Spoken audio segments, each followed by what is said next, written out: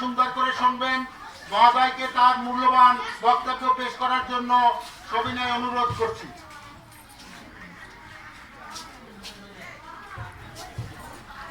আসসালামু আলাইকুম।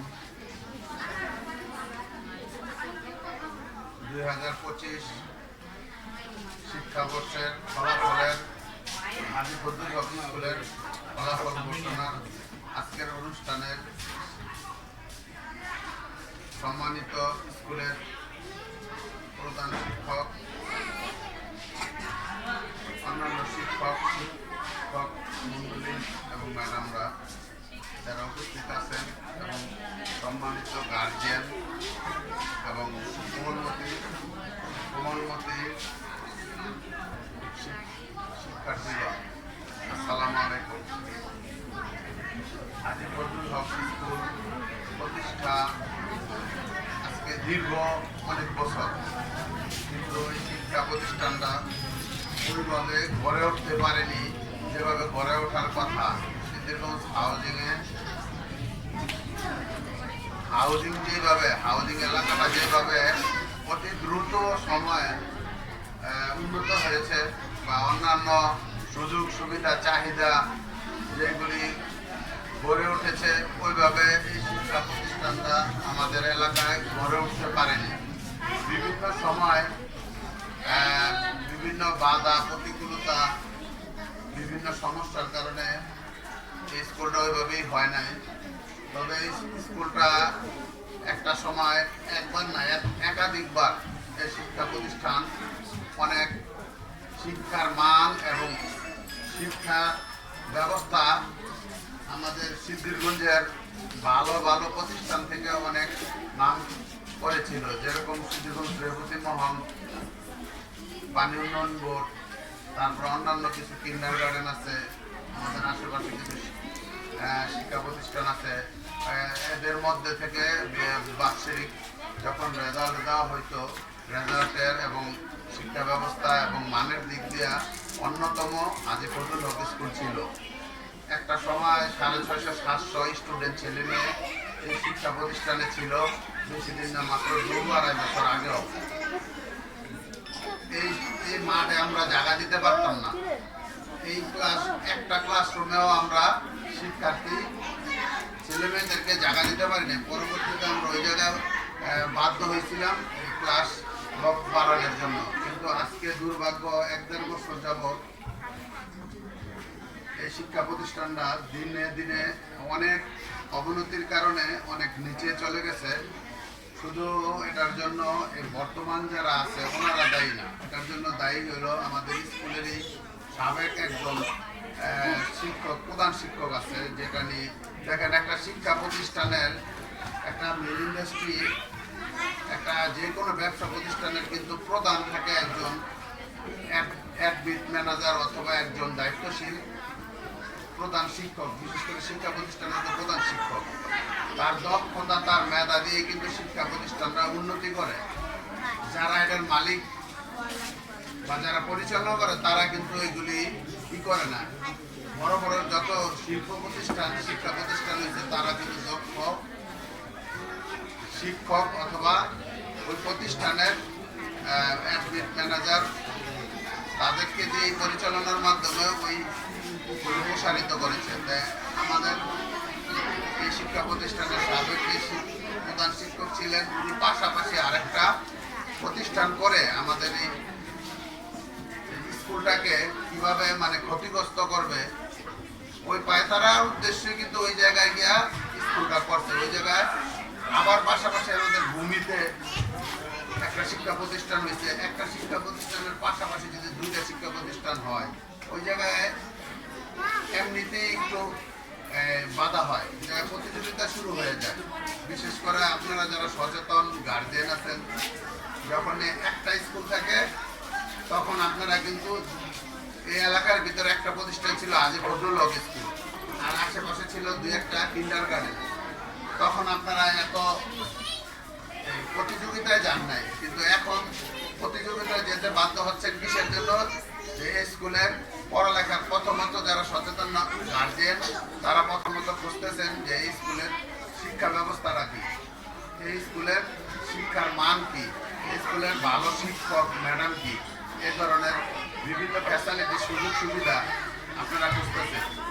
যখনই পাশাপাশি অন্য অন্য শিক্ষা প্রতিষ্ঠান হয়েছে, ওই প্রতিষ্ঠান হওয়ার পরেই আপনারা প্রতিযোগিতা হিসাবে দেখতেছেন এই স্কুল থেকে আরো ভালো কোন স্কুলে ভালো শিক্ষক দ্বারা এবং শিক্ষার মান কিরকম এরকম খুঁজতে গিয়ে হয়তো দেখা গেছে আমাদের পাশে, অথচ দেখা গেছে এই স্কুলের বয়স প্রায় 16, 17, 18 বছর, অথচ ওই স্কুলে দেখা গেছে মাত্র 2 বছর।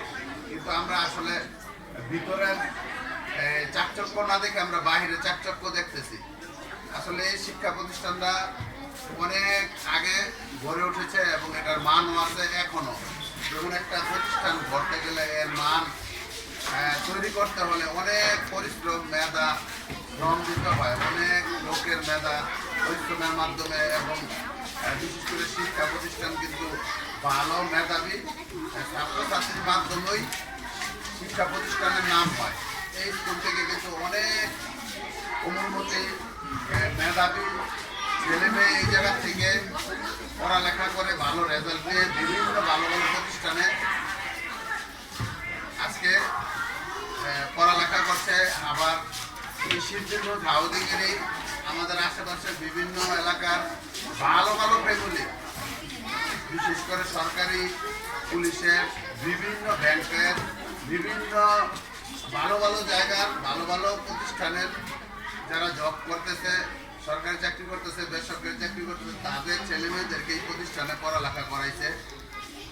পড়ালেখার মান ছিল বলে এখন আপনাদেরকে আমি আশ্বস্ত করতে চাই, যেহেতু পাশাপাশি আরো 2টা প্রতিষ্ঠান হয়েছে, ওইসব প্রতিষ্ঠানের কারণে হয়তোবা এই 1-1.5 বছর আমাদের প্রতিষ্ঠানে একটু এলোমেলো হয়েছে বা প্রতিযোগিতায় পড়ে গেছে, বা বিভিন্ন সময় শিক্ষক ম্যাডামদের হয়তোবা সঠিকভাবে তাদের ন্যায্য বেতন ঠিকমতো দেওয়া যায় নাই। বিভিন্ন সময় শিক্ষক শিক্ষিকা পরিবর্তন হয়েছে, বিভিন্ন সচেতন গার্জিয়ানরাও এটা ভালোভাবে দেখে নাই, বা সাবেক যে প্রধান শিক্ষক ছিল উনি চলে যে উনিও ওই প্রতিষ্ঠানের ক্ষতি কীভাবে হবে ওইটাই চেষ্টা করছে। কীভাবে স্কুল থেকে শিক্ষক নেওয়া যায়, তাদের একটা বলয় ছিল, তাদের এই শিক্ষক বলয়গুলি তাদেরকে নিয়ে গেছে। তারপর অনেক স্টুডেন্ট ছেলে মেয়ে তারা নিয়ে গেছে, এই ভূমি স্কুলেও নিয়ে গেছে। তো এইভাবে একটা প্রতিষ্ঠানকে তো ধরে রাখা অনেক কষ্টকর। তারপরও যারা এই স্কুলকে ভালোবাসে বা এই স্কুলের প্রতি আস্থা আছে, সচেতন যারা আমাদের হাউজিংয়ের আশেপাশে যারা সচেতন গার্জিয়ান আছে, যারা জানে, তারা অবশ্যই ভরসার জায়গা দেখেই এখনো তাদের ছেলে মেয়েদেরকে স্কুলে পড়াচ্ছে। আর আমরা ইনশাল্লাহ দায়িত্ব নিয়ে বলছি, যেহেতু এই বছর পড়ালেখার যতটুকুই যা হয়েছে এটার উপরে ভিত্তি করে আমাদের এই স্কুলের ম্যাডাম, শিক্ষক সবাই শ্রম মেধা দিয়ে চেষ্টা করছে একটা ভালো রেজাল্ট করার জন্য। এখন রেজাল্ট ঘোষণা করা হবে। আমি বলবো, নতুন বছর যে ভর্তি কার্যক্রম শুরু হয়েছে, আপনারা যারা সচেতন গার্জিয়ান আছেন, এই স্কুলের বিভিন্ন সুযোগ সুবিধা যেগুলি আপনাদের দরকার, ওইগুলি আমাদের হেড স্যার আছে, আরও যারা দায়িত্বশীল আছে তাদের কাছে আপনারা প্রস্তাব দেবেন বা অভিযোগের মতো বলবেন। আমরা বিভিন্ন সুযোগ আপনাদের সুযোগ সুবিধাগুলি বিবেচনা করে কীভাবে এগুলি কার্যকর করা যায়, তারপরে কীভাবে এই শিক্ষার মান বাড়ানো যায় এবং আগের চাইতে আরও ভালো করা যায়, কীভাবে আমাদের আজকে যে অনুষ্ঠানটা হচ্ছে এই অনুষ্ঠানটা আমরা বিভিন্ন সময় অনুষ্ঠান হতো এই ক্লাসরুমে, এই হলরুমে বারান্দা সহ জায়গা দেওয়া যেত না, এমন হয়েছে মাঠের ভিতরে করা হয়েছে। বিভিন্ন সময় আমাদের বাৎসরিক পিকনিক হয়েছে, আমাদের খেলাধুলার অনুষ্ঠান হয়েছে, তারপরে ফল প্রকাশের অনুষ্ঠান, বই বিতরণ, মানে কোনো কিছু কমতি ছিল না। ইনশাল্লাহ আমরা সামনের বছর, আর মাত্র বছরের শেষ, আজকে 30, কালকে 31, হয়তো আরেকদিন পরে 1 তারিখ, তা আমরা নতুন বছরে এই স্কুলের নতুনভাবে যাত্রা শুরু করতে চাই। আপনারা যারা সচেতন গার্জিয়ান আছেন, আপনাদের সন্তানদেরকে বিশেষ করে যারা সুশিক্ষায় মানুষ করতে চান, আপনারা অবশ্যই দায়িত্বশীল ভূমিকা পালন করবেন। বিশেষ করে মাদেরকে বলবো, আপনারা খুব সচেতন হিসাবে আপনাদের সন্তানদেরকে দায়িত্বশীল হিসাবেই করবেন। কারণ দেখেন, এখন এমন একটা পর্যায়ে চলে গেছে আমাদের যুগ, গার্জিয়ান আমাদের মায়েরা বোনেরা এখন শুধু ছেলে মেয়েরা না, কোনো মতে শিশুরা না, এখন সবাই কিন্তু মোবাইলে আসক্ত হয়ে গেছে। মোবাইল এমন একটা আসক্ত, দেখেন এই মোবাইলের কারণে আজকে মা যারা, আমাদের বোন যারা, তারা কিন্তু দেখেন ইউটিউব নিয়ে হয়তো রান্না করার দেখতেছে, তারপরে বিভিন্ন জামা কাপড় দেখতেছে, অনলাইনে অর্ডার করে বিভিন্ন কিছু। আজকে যারা পড়ালেখা করবে, কোনো মতে শিশু যা আমাদের মা বাবা যারা গার্জিয়ান ছিল, তারা স্বপ্ন দেখতো ছেলে মেয়েদেরকে নিয়ে কিভাবে ডাক্তার বানাবে, ইঞ্জিনিয়ার বানাবে, ব্যারিস্টার বানাবে। আর এখনকার ছেলে মেয়েরা কি করতেছে, 1, 2, 3, 4, 5 উঠে কি তাদের হাতে মোবাইল, ইউটিউব দেখতেছে, ফেসবুক। আমরা তো ফেসবুক চিনি না, উল্টের পাঁচগুলো আমরা ফেসবুক চিনতাম না। এখন কি হইতেছে, মাত্র 3-4 ছেলে মেয়ে ইউটিউব চিনে, হোয়াটসঅ্যাপ চিনে, ইমো চিনে, সব তারা ব্যবহার করতেছে। মোবাইলের সব সেক্টরে ঢুকে তারা মোবাইলের মধ্যে এরকম ভাবে আসক্ত হয়েছে। এমনকি গার্জিয়ান মা বোনেরাও বাবারাও কি করছে, এই মোবাইলের প্রতি আসক্ত হয়ে গেছে। ছেলে মেয়ে কোন দিকে যাচ্ছে, কিভাবে পড়ালেখা করছে, তাদেরকে যে সুশিক্ষায় মানুষ করতে হবে, এবং যার সন্তান ঠিকমতো পড়ালেখা করতেছে না, আমার সন্তানের ভুল হচ্ছে না শিক্ষা প্রতিষ্ঠানের ভুল হচ্ছে না শিক্ষা প্রতিষ্ঠানের শিক্ষকদের কোনো ভূমিকা নাই, সেটাও বলতেছে না। সবাই কি হচ্ছে, মোবাইলের প্রতি সবাই আসক্ত হয়ে গেছে। এই মোবাইল আসক্ত থেকে আমাদেরকে বাঁচতে হবে। সর্বপ্রথম আমরা যদি মোবাইল আসক্ত থেকে, আমরা গার্জিয়ানরা, আমরা আমাদের মায়েরা, আমাদের বোনেরা, আমরা যদি মোবাইল আসক্ত থেকে আমরা নিজেরা না বাঁচি, আমাদের সন্তানদেরকে বাঁচানো যাবে না। আর আমাদের সন্তানদেরকে যদি সুশিক্ষায় মানুষ করতে চাই, অবশ্যই মোবাইল থেকে আমাদের দূরে রাখতে হবে। দ্বিতীয় হলো শাসন ব্যবস্থা একদম উঠে গেছে। যে শাসন ব্যবস্থা ছিল আগে, শিক্ষকদের হাতে ছিল লাঠি, এখন ওই লাঠি উঠে যাওয়াতে আজকে দেখেন, এই 2 বছর আগে, 1-1.5 বছর আগে শিক্ষা প্রতিষ্ঠানের সামনে স্কুল চলাকালীন সময় কোনো খেলাধুলা তো হবে দূরের কথা, কোনো অনুমতি ছিল না। আর এখন আজকাল যে গার্জিয়ানরাই দেখেন, শিক্ষা প্রতিষ্ঠান চলে, একদিকে গান বাজনা চলে, একদিকে মসজিদের আজান চলে, আবার যারা খেলাধুলা করে তাদেরও তো গার্জিয়ান আছে। বা এমনও হয়েছে, শিক্ষকরা তারাও এখন ভয় পায়। বিশেষ করে এখন যে আজকে 1.5-2 বছর ধরে বাংলাদেশে যে সরকার ব্যবস্থা চলছে, একটা অন্তর্বর্তী সরকার, এখন তো এমন অবস্থা, প্রতিটা সেক্টরে শিক্ষকরা, শুধু পুলিশ শিক্ষক আর র্যাব, সরকারি বিভিন্ন যে দপ্তরগুলি আছে, সবাই মব, মানে মব নামে একটা শব্দ শুনছেন, মব। কোনো কিছু যদি আজকে ভালো বলে, মবের জন্য কি হচ্ছে, তারা আগের মতো প্রতিবাদ করতে পারে না, হ্যাঁ, বা সচেতন করতে পারে না। বা অনেক সময় আছে গার্জিয়ানদের দূরদর্শিতার কারণে, গার্জিয়ানদের সচেতনতার অভাবে আজকে এই যে একটা শিক্ষা প্রতিষ্ঠানের সামনে খেলাধুলা হয়, গার্জিয়ানরাও এগিয়ে আসে না যে শিক্ষা প্রতিষ্ঠানের সামনে আমার ছেলে মেয়ে কিভাবে এই জায়গায় খেলাধুলা করে। তাদেরকে যেরকম দায়িত্ব নিতে হবে, শিক্ষকদেরকে দায়িত্ব নিতে হবে, শিক্ষা এবং ম্যানেজমেন্টেরও দায়িত্ব নিতে হবে। না হলে আমাদের সমাজ ব্যবস্থা তো ভালো হবে না। আমাদের গার্জিয়ানদেরকে কঠোরভাবে তাদের সন্তানদেরকে শাসন ব্যবস্থা চালু করতে হবে, শাসন করতে হবে। যদি সন্তানদেরকে সুশিক্ষায় আমরা শিক্ষিত না করতে পারি, আচ্ছা আমরা কিভাবে তাদেরকে যে স্বপ্ন দেখবো, কিভাবে তাদেরকে ডাক্তার বানাবো, তাদেরকে যে ইঞ্জিনিয়ার বানাবো, তাদেরকে উকিল বানাবো, ব্যারিস্টার বানাবো। আমাদের এখন হলো তথ্য প্রযুক্তির যুগ, আমাদেরকে প্রচুর বাংলাদেশে প্রকৌশলী, বিশেষ করে প্রকৌশলী যদি আমরা না বানাইতে পারি, প্রযুক্তির দিক দিয়ে প্রচুর মেধাবী হতে হবে। আগামী বিশ্বটা হবে পরিপূর্ণ প্রযুক্তি নির্ভর। প্রযুক্তি নির্ভর হতে হলে তো অবশ্যই আমাদের শিক্ষক স্টুডেন্ট ছেলে মেয়েদেরকে প্রযুক্তির দিক দিয়ে এগিয়ে যেতে হবে, আর প্রচুর মেধাবী হতে হবে এবং পড়ালেখা করতে হবে। এখন আমাদের সবার উচিত আমাদের সন্তানদের উপর দায়িত্বশীল হওয়া, মোবাইল থেকে আসক্ত হওয়া, আর আমাদের ছেলে মেয়ে যারা বিশেষ করে ছোট, বিশেষ করে ছেলেরা একটু দুষ্ট থাকে, তাদের প্রতি গার্জিয়ানদেরকে একটু সচেতন হয়ে দায়িত্ব দেওয়া, আর মেয়েদের প্রতিও সচেতনতার সহিত দায়িত্ব রাখা, আর বিশেষ করে যারা স্বাবলম্বী হয়ে গেছে, বিশেষ করে মাদকের সুবোধ ভয়ঙ্কর আমাদের দেশে বা আমাদের সমাজে, যাতে আমাদের সন্তানগুলি মাদকের দিকে জড়িয়ে না যায়। একটি সন্তান যদি একটি পরিবারে যদি মাদকের দিকে আসক্ত হয়ে যায়, একটা পরিবার ধ্বংস, পরিপূর্ণভাবে একটি পরিবার ধ্বংস হয়ে যায়। তা আমাদের সকলের সচেতন হতে হবে, আমাদের অভিভাবকদের, আমাদের শিক্ষকদের, আমাদের স্কুলের যারা আমরা দায়িত্বে আছি সবারই।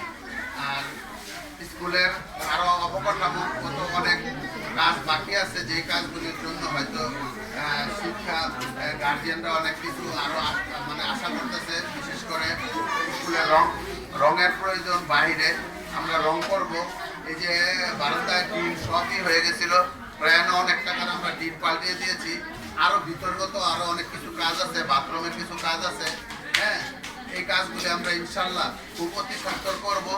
কিভাবে আগের চাইতে আরো ভালো এই শিক্ষার প্রতিষ্ঠানটা একটা অবস্থানে নেওয়া যায় এবং শিক্ষার মান এই স্কুল থেকে কিভাবে সুশিক্ষায় সন্তানদেরকে মানুষ করা যায়, সেটার ব্যবস্থা আমরা ইনশাল্লাহ, মানে আপনারা যেরকম সচেতন গার্জিয়ান আছেন, আমাদের স্কুলে যারা শিক্ষক মন্ডলী আছে, আমাদের যারা ম্যানেজমেন্টে আমরা আছি, আমরা উভয়ে এই এলাকার সাথে, সমাজের সাথে আমরা সবাই পরিশ্রম করে এই শিক্ষা প্রতিষ্ঠানকে একটা পর্যায়ে দাঁড় করাবো।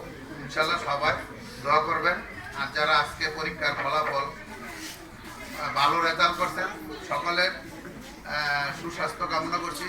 আগামী দিন যাতে আরো ভালো রেজাল্ট করে এই শিক্ষা প্রতিষ্ঠান থেকে ভালো প্রতিষ্ঠানে গিয়ে পড়ালেখা করে দেশ এবং জাতির জন্য কিছু করতে পারেন।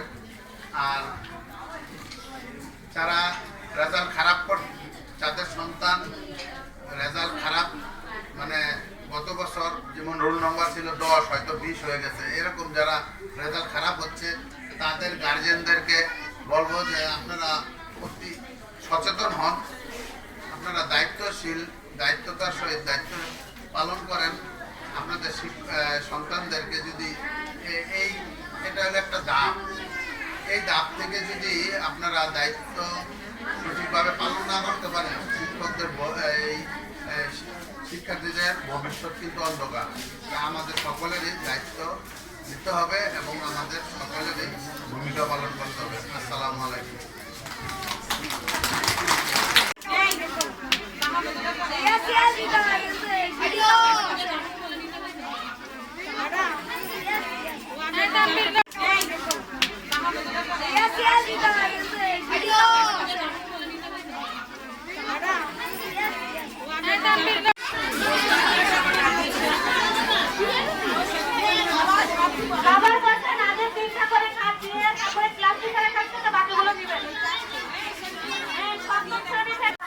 ইসলাম পবিত্র কোরআন থেকে তেলাওয়াতের জন্য তাহমিদুল ইসলামকে আহ্বান জানাচ্ছি।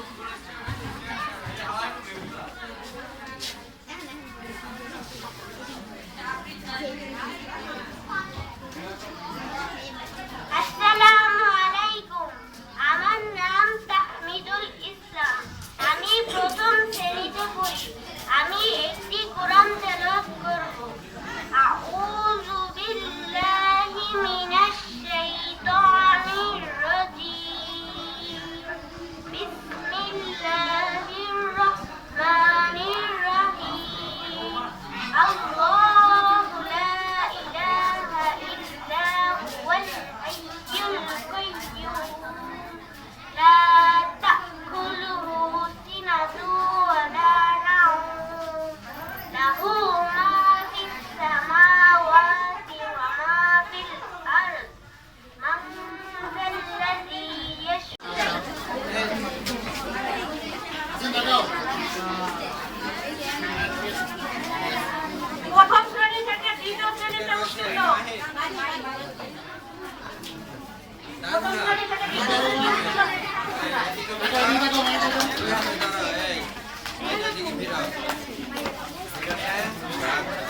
নিয়ে যাবেন এটাই আপনাদের কাছে কামনা করছি।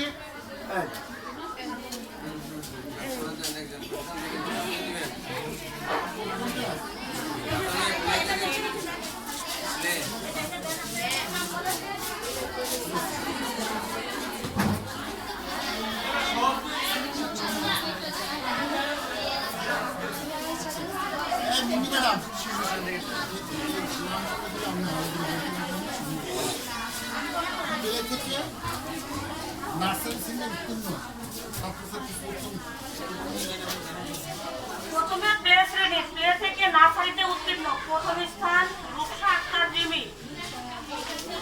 রিমি আছে? দ্বিতীয় স্থান অধিকার করেছে ইশরাক জাহান শিব। ইশরাক জাহান শিব।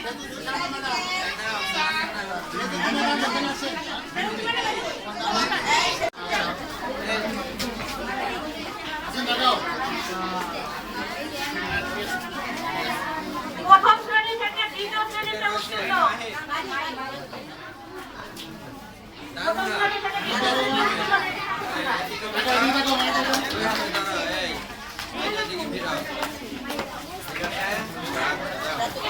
মেহজাবিন মৌসুম। দ্বিতীয় স্থান তাবাসসুম। তৃতীয় স্থান তাবাসসুম। তৃতীয় স্থান সোহেলি আক্তার। বাকি সবাই বসেন, 3টা কার্ড দেওয়ার পরে ক্লাস টিচারের কাছ থেকে বাকিগুলো নিয়ে যাবেন।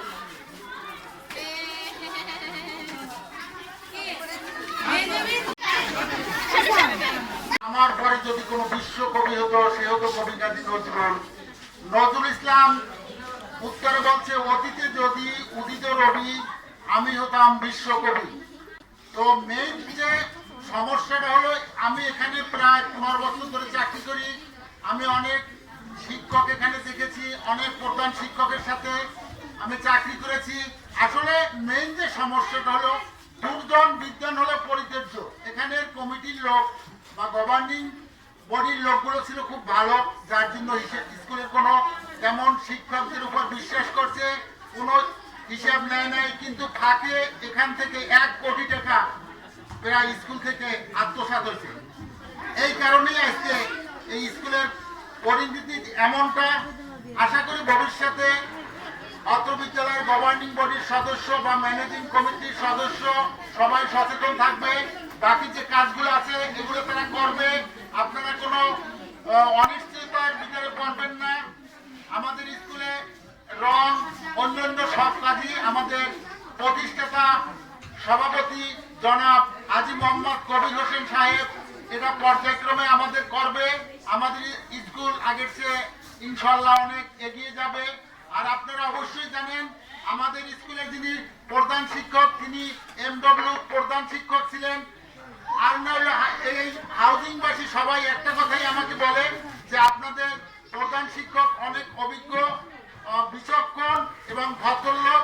আপনাদের স্কুল অবশ্যই উঠবে। এটা হাউজিং এর প্রত্যেক জ্ঞানী গুণী বাড়িওয়ালা আমার কাছে এই কথা বলছে। তো এখন আমি বেশি কথা বাড়াবো না। এখন অভিভাবক অথবা অভিভাবিকাদের মধ্যে থেকে যে কোনো 2 জনে কিছু বক্তব্য রাখবেন। অভিভাবকের পক্ষ থেকে আমি আপনাকে অনুরোধ করছি, আপনি কিছু কথা বলেন নিয়ে যাবেন, এটাই আপনাদের কাছে কামনা করছি।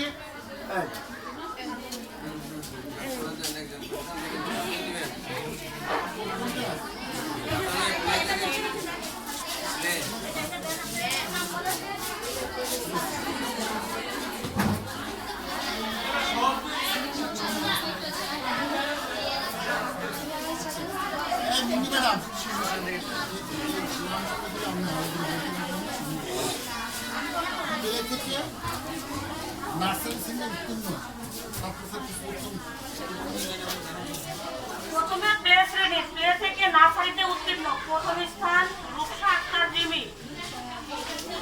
রিমি আছে? দ্বিতীয় স্থান অধিকার করেছে ইশরাক জাহান শিব। ইশরাক জাহান শিব।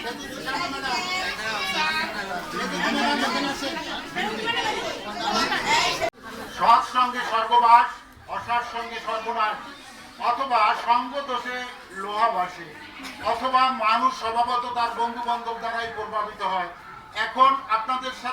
এখন আপনাদের সামনে সংক্ষিপ্ত বক্তব্য নিয়ে আসবেন অত্র বিদ্যালয়ের সহকারী শিক্ষক হোসনেরা।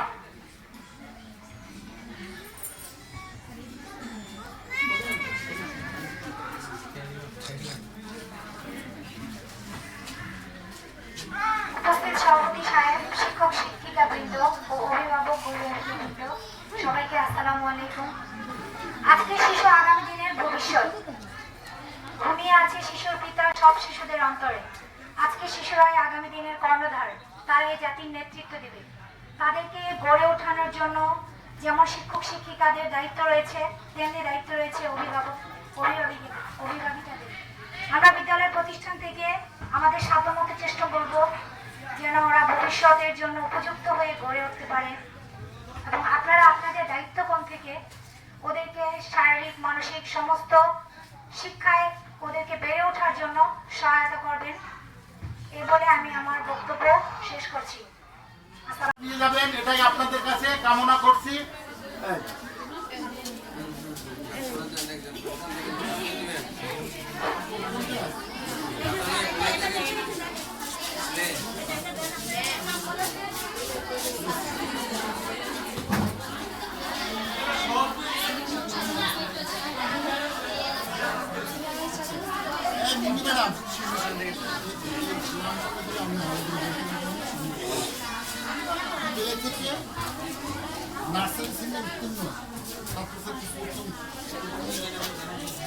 প্রথমে প্লে শ্রেণী, প্লে থেকে নার্সারিতে উত্তীর্ণ, প্রথম স্থান রূপসা আক্তার রিমি।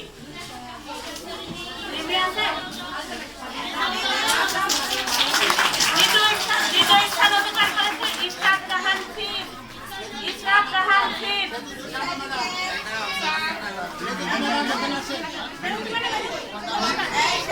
বিসমিল্লাহির রহমানির রহিম।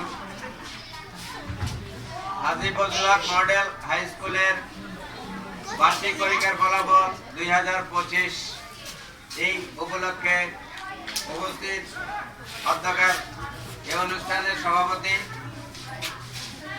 শিক্ষক মন্ডলী, অভিভাবক বৃন্দ এবং ছাত্রছাত্রীবৃন্দ, আসসালামু আলাইকুম। আসলে প্রত্যেক বছরই আমরা বার্ষিক পরীক্ষার সময় একবার মিলিত হই। অন্যান্য সময় যদি বলা হয় অনেকে আসেন না, গার্জিয়ানকে কল করলে এই মুসলিমেও কয়েকজন আসেন, বাকিরা আসেন না। শুধু রেজাল্টের সময় সবাইকে একটু দেখা যায়। তো যাই হোক, গত বছরও এই দিনে আপনাদেরকে বলছিলাম যে আমরা অনেক কিছু করে ফেলবো।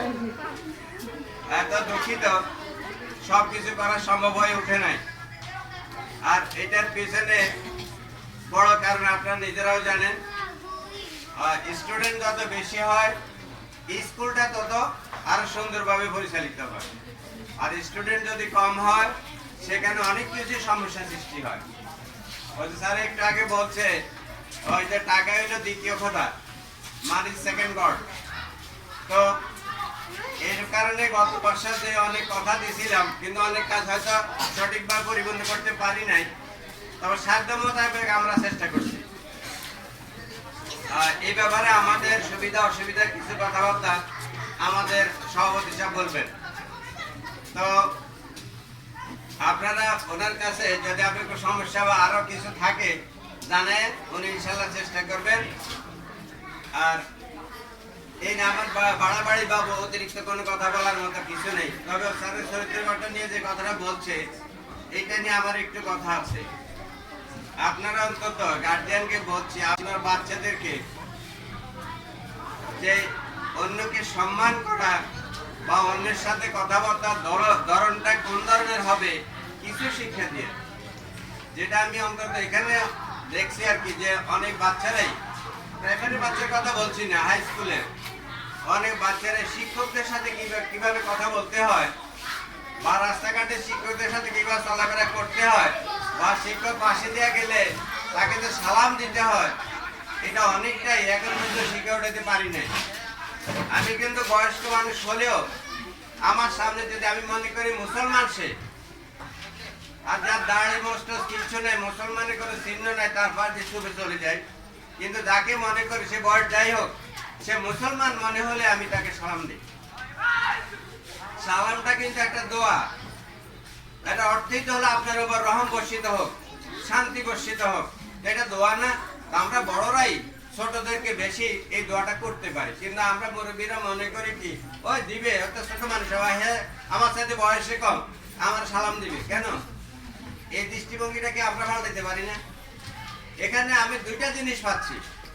আমি দেখতে পাচ্ছি একজন আমাকে সালাম দিল, সে 90% নেকি নিল আমাকে, আমি ওয়ালাইকুম সালাম বলার পরে 10% নেকি পেলাম। এখানে এটা কিন্তু সুন্নত, যখন সালামটা দিবে নেওয়াটা আমার জন্য হয়ে যায় ওয়াজিব। তো এই দৃষ্টিভঙ্গিতে আর যখন নাকি সালামটা দেয় তখন আমরাও জিজ্ঞেস করি কি ভালো আছেন তো, বা ছোট হলে বলে ভালো আছো তো। এতে কি হলো, তার সাথে আমার একটু কথাবার্তা হলো, হৃদ্যতা হলো, আন্তরিকতা হলো। এই দৃষ্টিভঙ্গিটা আমরা অন্তত যেন পাল্টাই। আর যেটা বলছিলাম যে বাচ্চাদের অনেকেরই দেখি যে সামনে হাঁটা যায়, স্যার হাঁটা যাচ্ছে, পাশে দিয়ে হেঁটে যায়, সালাম কালাম কিচ্ছু দিল না, তাহলে হয় মনে করি আর কি যে আমাদের এই দুর্বলতাটা আমরা তাকে শিখাইতে পারি না। তারপরও এটা আমাদের দুর্বলতা, তার পারিবারিক দুর্বলতাও কিছুটা আছে। কিছু কিছু বাচ্চাকে দেখি এমন তক্র করে, যা তক্র করে আমরা তাদের সাথে কুলে উঠি না, কারণ আমরা তো তক্র করে অভ্যস্ত না, তক্রকে তো আমরা অভ্যস্ত না। তো যে কারণে অনেক সময় বাচ্চাদের তক্রের কাছে আমরা হার মানতে হয়, যে তর্কে তাদের সাথে কুলে উঠি না, মানে ওটা তার পারিবারিক শিক্ষা বলতে পারি। তো একটা দেশে বাচ্চাদের শিক্ষা দিবেন অন্তত বড়দের সাথে কিভাবে, ছোট্ট বাচ্চাদের, গরিব মানুষ হোক ধনী মানুষ, তাদের সাথে কি আচরণ করবে, এটার জন্য আমরা সবাই একটু শিখাই যে বড়রা ছোটদেরকে স্নেহ করবে, সে যেই হোক না কেন। আমার পরিচিত হতে হবে এমন কোনো শর্ত নেই। অপরিচিত জনকে আমি ছোট হলে একটা বাচ্চাকে স্নেহ করতে পারি, আমি একটু মাথা হাত বলে দিতে পারি, ছোট্ট বাচ্চাটা খুশি হবে না বেজার হবে? অবশ্যই খুশি হবে। তাহলে আমার অসুবিধা কি? আবার এভাবে তো হাদিসেও আছে, যদি আমরা এতিমের মাথায় হাত বলে দেই তাহলে আল্লাহ খুশি হয়। তো কে এতিম আর কে এতিম নয় আমরা তো সব জানি না। তারপর একটা বাচ্চার মাথায় যদি একটু আদর করে দেন, তার দিকে একটু হাসি দেন, আপনার খরচ হবে? খরচ তো হবে না, কিন্তু বাচ্চাটা আপনাকে ভালো জানলো, পরবর্তী দেখলে আপনাকে দেখলে বলবে আন্টি ভালো আছেন। কেন বললো? ওই যে আপনি স্নেহ করলেন, এখানে কিন্তু টাকা পয়সা খরচ নয়, এগুলি কিন্তু শিক্ষা। আপনি 2 দিন একটা বাচ্চাকে আদর করেন, সে যত খারাপ যত দুষ্ট হোক না কেন আদর করেন, 3য় দিন থেকে সে আপনাকে শ্রদ্ধা করা শুরু করে দেবে। তো যাই হোক, আমরা একটা বছর আমাদের যে কষ্ট করলাম, যাই ভালো মন্দ যাই পড়াইলাম বা পরীক্ষা নিলাম, তার ফলাফল এখন দেওয়া হবে, এই দৃষ্টিভঙ্গিতে আর কথা বাড়াইলাম না। আমি আমার বক্তব্য এখানে শেষ করছি। আসসালামু আলাইকুম।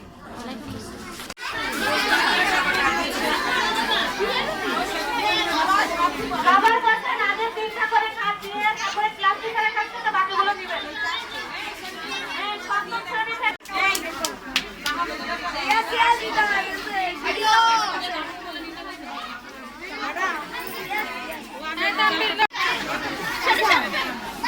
মেহজাবিন মৌখিক, দ্বিতীয় স্থান তাবাসসুম, দ্বিতীয় স্থান তাবাসসুম, তৃতীয় স্থান সোহেলি আক্তার।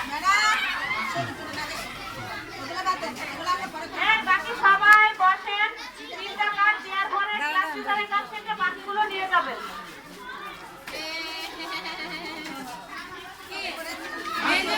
জীবনী চরিত্র গঠনের উৎকৃষ্ট সময়, এ বিষয়ে আলোচনা করবেন অত্র বিদ্যালয়ের সহকারী প্রধান শিক্ষক জনাব মোহাম্মদ শেখ হালম।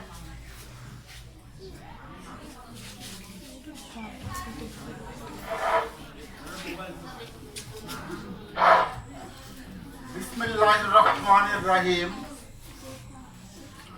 ক্বালা রাসূলুল্লাহ সাল্লাল্লাহু আলাইহি ওয়াসাল্লাম, তালাবুল ইলমি ফারিদাতুন আলা কুল্লি মুসলিমিন আলা কুল্লি মুসলিমিন। হযরত মুহাম্মদ সাল্লাল্লাহু আলাইহি ওয়াসাল্লাম ইরশাদ করেছেন যে প্রত্যেক নরনারীর উপর বিদ্যা শিক্ষা অর্জন করা ফরজ। Only the prophet Hazrat Muhammad sallallahu alaihi wasallam is the superman in the world, entering at the age of gold. At first, the prophet Hazrat Muhammad sallallahu alaihi wasallam declared that heaven lies at the feet of mother.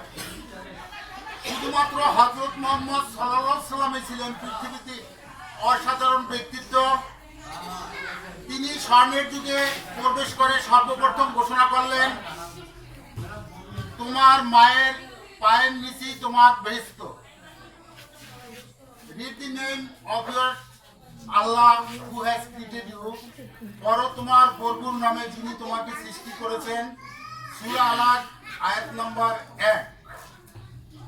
Child is the father of a nation. They will lead the nation tomorrow. আজকের শিশুই আগামী দিনের ভবিষ্যৎ। তার আগামী দিনের দেশ এবং জাতিকে পরিচালনা করবে। অথবা ঘুমিয়ে আছে শিশুর পিতা, সব শিশুরই অন্তরে। A building cannot establish with the foundation. ভৌত পরিকল্পনাই একটি বিল্ডিং এর পূর্ব শর্ত। Reading, writing and building of character is called the student life. পঠন, পাঠন ও চরিত্র গঠন এরই নাম ছাত্র জীবন। ইংল্যান্ডের রাজার রাজা Shakespeare, character is the crown glory of life. চরিত্রই মানব জীবনের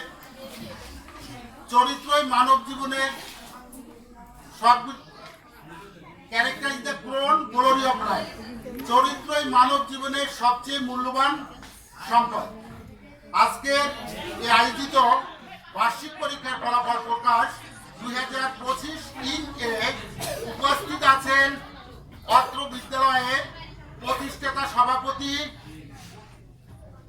জনাব হাজী মোহাম্মদ কবির হোসেন সাহেব। উপস্থিত আছেন অত্র বিদ্যালয়ের সম্মানিত প্রধান শিক্ষক মহোদয়।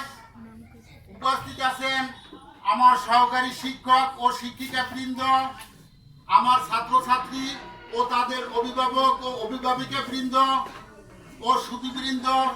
সর্বাগ্রে আমার সালাম গ্রহণ করুন। আসসালামু আলাইকুম।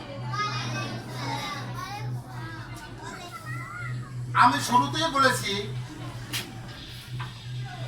Reading, writing and building up character. পঠন, পাঠন এবং চরিত্র গঠন এরই নাম ছাত্র জীবন। Character is the crown glory of life. চরিত্র মানব জীবনের মহার্ঘতম বস্তু বা শ্রেষ্ঠতম অলংকার। এই দুইটি বাক্যই বলেছেন ইংল্যান্ডের রাজা Shakespeare. Who is Shakespeare? Shakespeare is called the kings of England king. শেক্সপিয়ারকে ইংল্যান্ডের রাজার রাজা বলা হয়। শেক্সপিয়ার শুধু ইংল্যান্ডের রাজার রাজাই ছিলেন না, তিনি ছিলেন ইংল্যান্ডের ইংরেজ কবি, ইংল্যান্ডের সুসাহিত্যিক, ইংল্যান্ডের দার্শনিক, ইংল্যান্ডের নাট্যকার। দেখা যাক এ সম্পর্কে ইংল্যান্ডের রাজা শেক্সপিয়ার কি মন্তব্য রেখেছেন। The English poet Shakespeare says that when money is lost, nothing is lost. When health is lost, something is lost. But character is lost, everything is lost. ইংরেজ কবি শেক্সপিয়ার বলেন, টাকা হারালে মানুষের জীবনে কিছুই হারায় না, স্বাস্থ্য হারাইলে কিছু হারায়, কিন্তু যার চরিত্র হারায় তার জীবনের সবকিছুই হারিয়ে যায়। তাই এই চরিত্র গঠনের সবচেয়ে উৎকৃষ্ট সময় হলো ছাত্র জীবন। ছাত্র জীবন থেকেই মানুষ চরিত্র গঠনের সবকিছুই শিক্ষা নেয়। আচ্ছা, মানি এক্সাম্পল, মানি মেক্স এভরিথিং। টাকায় সবকিছু তৈরি করে। মানি বিগেটস মানি, টাকায় টাকা আনি। মানি সুইটার দ্যান হানি, টাকা মধুর চেয়েও মিষ্টি। Money is the second god. এই পৃথিবীর সবচেয়ে বড় শক্তি টাকা। Money is the root of all happiness. অর্থই সকল সুখের মূল। লাস্টে শেক্সপিয়ার দুইটা কথা বলছে, কথা দুটো ভালো করে খেয়াল করেন। Money invest on the business which cannot make verb of life. টাকা শুধু ব্যবসায় ব্যবহার হয়, জীবনের কোনো প্রতিক্রিয়ায় সৃষ্টি করে না। Money is the root of all evils. অর্থই অনর্থের মূল। Health example, health is wealth. স্বাস্থ্যই সম্পদ। Health is the root of all happiness. স্বাস্থ্যই সকল সুখের মূল। Even a millionaire man breaks his health, he seems to be disabled condition of his life. একজন কোটিপতিরও যদি স্বাস্থ্য ভেঙে যায়, তাকে শোচনীয় জীবন যাপন করতে হয়। It is very indeed true that health is life. এটা বাস্তবিক পক্ষে খুবই সত্য যে স্বাস্থ্যই একটা মানুষের জীবন।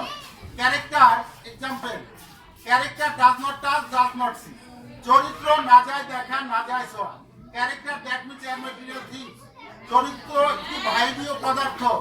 ইট ইজ ডিলাইটেড, এটা শুধু অনুভব করা যায়।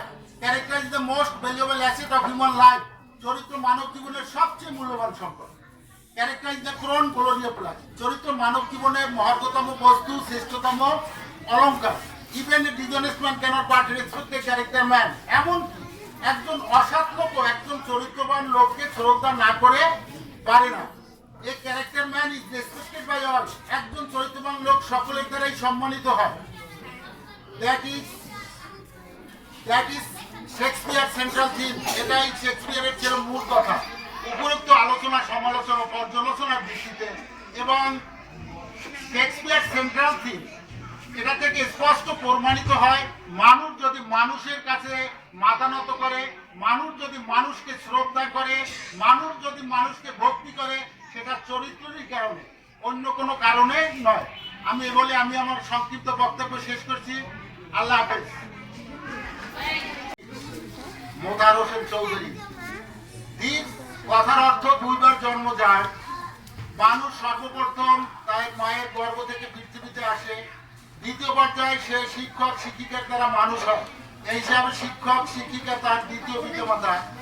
এ পর্যায়ে আলোচনা নিয়ে আসবেন অত্র বিদ্যালয়ের সাবেক সহকারী প্রধান শিক্ষক মোহাম্মদ ইমরান হোসেন, ইঞ্জিনিয়ার।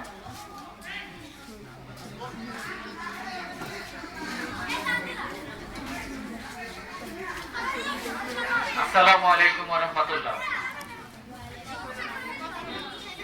আপনাদের মাঝে কথা বলার যোগ্যতা বা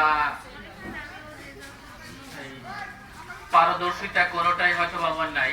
আমি খুবই নগণ্য একজন মানুষ।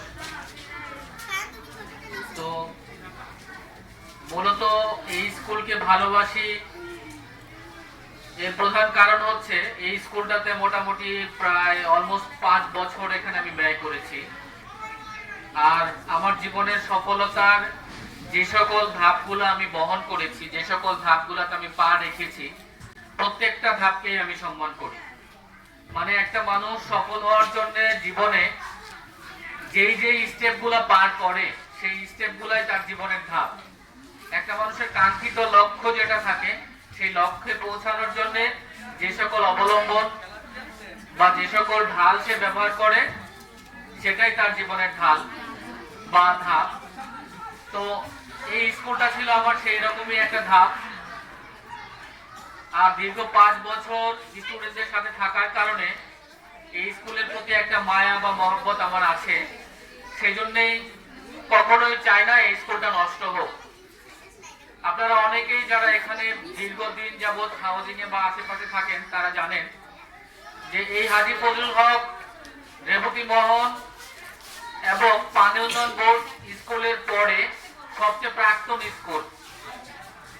কিন্তু অতি দুঃখের সাথে জানাচ্ছি যে এই স্কুলের বিগত সময়ে যে নিয়ন্ত্রণে ছিল, যে প্রধান শিক্ষক ছিলেন, তার ব্যর্থতার অনেক ধরনের রেকর্ড,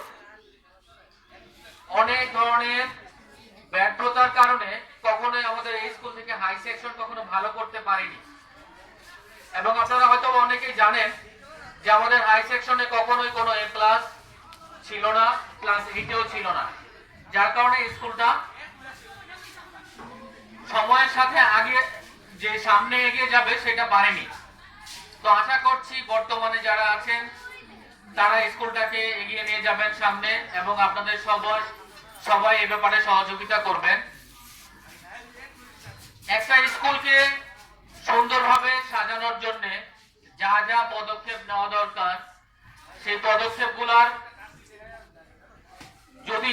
আমি যদি পার্সেন্টেজ আকারে ভাগ করি, তার 50% যদি টিচারদের উপরে থাকে, বাকি 50% গার্ডিয়ানদের উপরে থাকে। কেন বললাম গার্ডিয়ানদের উপরে থাকে? কারণ গার্ডিয়ানরা যদি নিজের বাচ্চার কাছে দায়বদ্ধ না থাকে, আমার বাচ্চা মাগরিবের পরে কোথায় কি করছে না করছে সেটা খেয়াল খবর আমার নাই, সে বাচ্চা মানুষ হবে না। হাউজিং এ অনেক ছেলে পেলে দেখা যায় যে মাগরিবের পরে কোথায় কি করে না করে, বিশেষ করে ছেলেদের ক্ষেত্রে কোথায় কি করে না করে কোনো গার্ডিয়ানের কোনো খবর থাকে না। অথচ আমার মা ছিল দরজাল মহিলা, যাকে আমি দরজাল বলতাম এক সময়। সে মাগরিবের পরে বাইরে থাকলে আমাকে মারতো। তো আসলে হওয়া উচিত প্রত্যেকটা মহিলারই এমন, কারণ হলো টিচারদের থেকেও একটা মায়ের সন্তান মানুষ করার জন্য ভূমিকা অনেক অনেক বেশি। আর সেজন্য হয়তো বলে যে গাছ যেমন ফল তেমন। আপনি যাকে আপনার বাচ্চাকে যেই রকম শিক্ষা দিবেন সেই রকম শিক্ষা নিয়েও মানুষ হবে। আপনি যদি ভালো মানুষ করতে চান, তাকে অন্তত এই যুগে এসে মাগরিবের পরে নিজের আওতার মধ্যে রাখেন। মাগরিবের পরে যেন বাইরে না যায়, মাগরিবের পরে যেন আপনার রুটিন মতো সে পড়াশোনা করে, আপনার দেখানো পথে যেন চলে, সেভাবেই সে হয়তো মানুষ হবে। আর একটা বিষয় হলো যে আপনারা সবাই মিলে সহযোগিতা করবেন টিচারদেরকে, যেন টিচাররা এই স্কুলটাকে ভালো করতে পারে এবং ভালো একটা অবস্থানে নিয়ে যেতে পারে। এবং সৃষ্টিকর্তার কাছে আমি আমার দোয়া এবং চাওয়া এটাই যে এই স্কুলটা যেন ধ্বংস না হয়। সবার সুস্থতা কামনা করে বিদায় নিচ্ছি। আল্লাহ হাফেজ। আসসালামু আলাইকুম।